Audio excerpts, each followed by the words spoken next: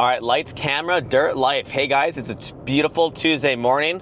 And it's beautiful not because it's sunny, it's actually very cloudy today, but it is fall, my favorite season, where all the colors, at least in Calgary, are yellow and orange for like a week, and then everything falls down to fall and autumn's way nicer out east in Ontario and stuff. But the short, sweet time that we have here is phenomenal. We just did we golfed Kananaskis yesterday, one of my favorite golf courses, probably my favorite golf course actually. Had a great time, and what I love with the lawn care industry is that golf and lawn care go hand in hand. So if you own a lawn care business and you're not good at golf, like me, I encourage you to go get a set of clubs and start practicing, because it's in your very blood, it's in your very DNA to be a golf player if you're in the lawn care industry. Anyways, guys, in today's video, I actually want to focus on, I want to talk about quality of service. I want to talk about doing an incredible job. I want to talk about whatever service you do to get damn good at it. That's what I'm going to be focusing on in this video. And for those that you don't know us, my name is James. I own Yard Dawgs Lawn Care here in Canada. We do just fertilizer and weed control treatments in 4 different cities. And we did an expansion this year to 3 cities. So 4 branches total, take care of about between 7,000 and 7,500 residential customers. We don't do any commercial, we don't do mowing, cleanups or anything like that. But we make these videos, 1, because we have a lot of fun doing it, and 2, as we grow our business, YouTube's been very good for helping us meet people we wouldn't normally meet. And we're always looking for good people to join our team and open up the next Yard Dawgs branch in their city. So if you ever want to consider changing your lawn care company to a Yard Dawgs branch, or starting from scratch and open up a Yard Dawgs branch, please don't hesitate to reach out to me in the description below. So today, guys, quality. And Alex Ramosi says something that I think really hits home. He says, you only have to do sales because you don't know how to market. And you only have to do marketing because you don't have a product that sells itself. So the truth is, guys, in lawn care, retention's a big thing. You do work, and because grass grows again next year and dandelions come again next year, it's a reoccurring business. One of the best types of business, because there's money to come in the future from a reoccurring service. But something to note is that if you have people dropping off year over year, it's a big problem.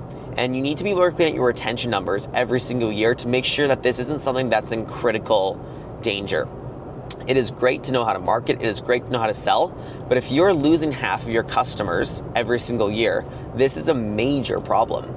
You're selling 100 people only to lose 50 of them the next year, and the following season you have to sell 50 people just to be on the same pace as you were the previous season. Now the bigger you get, the more exhausting and expensive this gets, and the more critical retention actually becomes. So I've heard, I don't have studies to back this up, but I've heard from many lawn care professionals that this seems to be the benchmark average is 70%. So if you have 1,000 residential customers, next year, you can actually only bank on about 700 of them coming back. 300 of them, who knows what happens. I've noticed in the past couple of years, it usually comes down to a couple of different categories. One is, people move. They can sometimes move outside of the city you service, and sometimes they move within the city limits of you service. So it's always worth asking them when people say they're gonna move, oh wow, congratulations, where are you moving? Because it might be an area that you still service, in which case you should just transfer over the services to their new place account.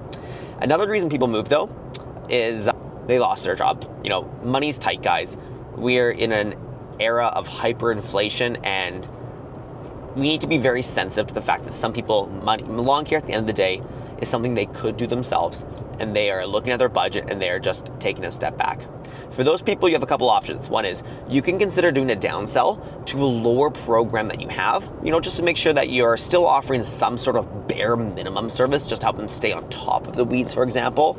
Or I always recommend just letting them off easy, wishing them all the best, and when they are ready, when their situation changes, they are welcome to come back to you. It's never worth, like, yes, you want to kind of like make sure if someone's leaving that you fight for their business, but don't make it hard for them to cancel their services. Sometimes, guys, it's just not the right year. You know, things happen. You don't know people's situations. They may have had a death in their family, complete career change, unexpected expenses come up, like a furnace gone, etc. We just need to be sensitive to that and be very understanding. And if you leave on very good terms, when they hear their friends and family ask about, hey, do you know anyone that does lawn care, they will be very quick to recommend your services because you guys left on very good terms. And when their situation changes, they'll come back to you. So it's usually they move, guys, their situation changes, or sometimes it's because they weren't happy with their quality of work. And this is a big one we have to talk about too. People usually don't mind spending more money, aka paying for premium service, so long as the value is there. Look at everything in your life. Like, look at why it's objectively better to drive a Toyota or a Honda versus a Hyundai or a Kia. The Japanese make better vehicles than the Koreans do, and they cost more money. But people all over the place are okay to spend that money, which is why Toyota is the biggest car company in the world, because they know that if they're gonna buy a Camry, that thing's gonna go pretty much forever. And expenses really don't have to you don't have to be replacing things left, right, and center. 100,000 kilometers, 200,000 kilometers, 300,000 kilometers. People are driving these cars into 4, 5, sometimes even $1 million if they are rigorous with their maintenance. So the quality is worth it, and Toyota knows that, and they charge for it. And I want you to think of your lawn care services the same. Do not play the game where it's a race to the bottom, lowering your price, lowering your price, lowering your price. There's no point in doing that, because it's way better to have a pocket full of, let's put it this way. It is way better to have a pocket full of loonies. So we're in Canada, we have loonies. It's a $1 coin. I'd much rather have 20 loonies than 200 pennies. It's the same value of money. It is the same annual revenue, but one of them, I have 20 hyper profitable customers that I can do very good services for versus having 200 people where I just want to like drive off a cliff every time I'm driving to their house because I hate servicing that place and I'm making no money doing it. But you have to be good at, if you're going to charge a premium, you can't just do that. You have to make sure that you are, seasonal allergies, let's go. You have to make sure that you are doing good work to support the price that you're charging. So you need to make sure that your lawn care program is significantly better than those of your competitors, because if you're going to be charging 20% more, people need to they're looking for the value all the time. So in the off season, I recommend take a true look at your lawn care program and ask yourself, is this fertilizer, weed control, soil enhancements, aeration, the grass seed that I use, is it actually significantly better than my competitors? And if it isn't, am I priced appropriately? And you might have to have a hard conversation with your R&D team or yourself in the mirror in that case to really say, you know what, we need to make this product a lot better, because I want when people have a Yard Dawgs sign on their lawn that it is the greenest lawn on the block. It is significantly greener than the competitors that have their signs on their lawns.